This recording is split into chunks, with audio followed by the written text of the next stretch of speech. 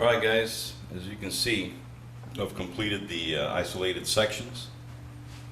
Now in this case here,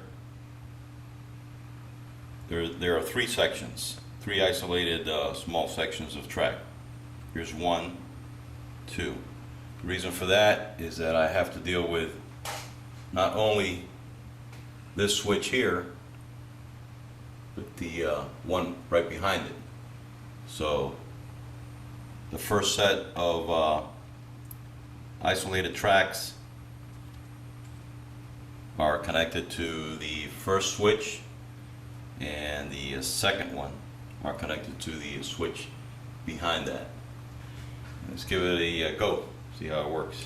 Okay, the locomotive's on the diverging route.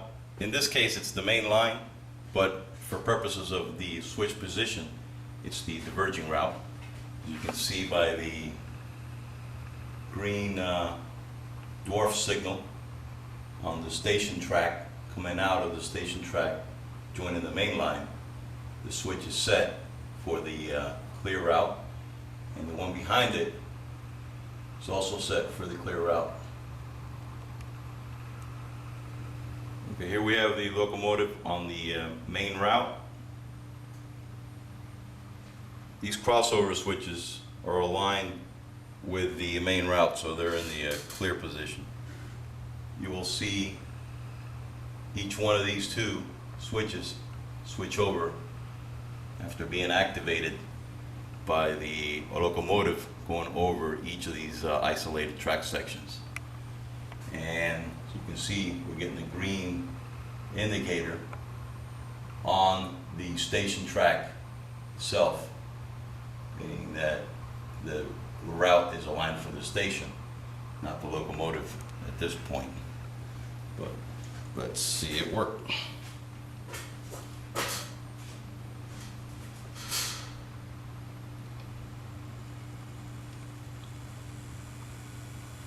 We're going over the first one. First switch changes, and the second switch changes.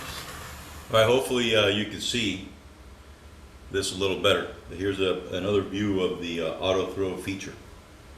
I will switch over the this switch right here to be aligned with the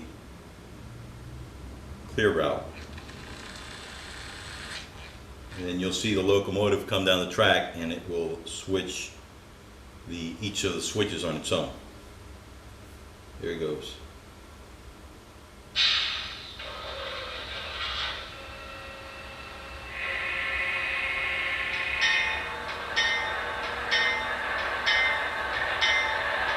Watch this one first. Well, watch this one first and then this one.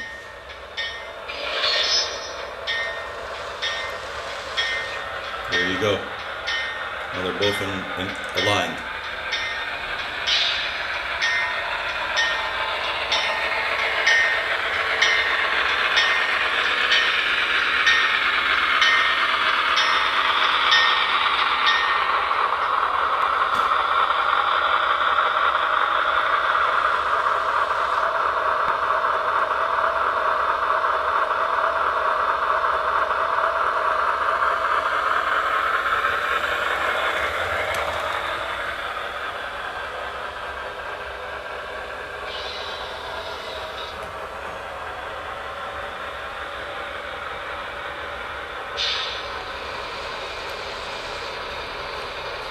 Here's another view of the locomotive on the station track. As soon as it reaches the isolation point, the turnout will change to the clear route.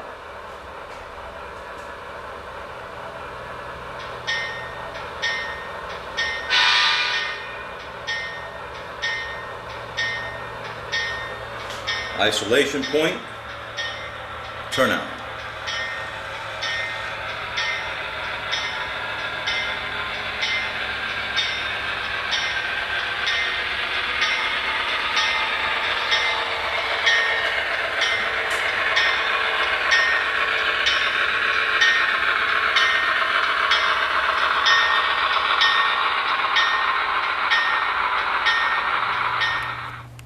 Another thing that I was asked about were my dwarf signals. They're from Tomar, and I normally like to build a small base underneath them, which I paint a concrete color, and I leave the dwarf signal loose. I just put a piece of a heat shrink tubing on the wires themselves just to protect them, and the base has a center plastic tube inserted into it, which goes through the layout. That way, by leaving it loose, if you bump it when you're cleaning your track, you're not going to have a problem. It's not going to break off. And those are just wired to the contacts on each of the tortoises. Now, we'll have block wiring later on, and those will be wired to, want to keep things easy, so I'm going to use infrared detectors on the track instead of current detectors, because I don't know, with DCC and all this auto throw systems, it'll work out much better. But that's it for now, and stay tuned for my next segment. Bye.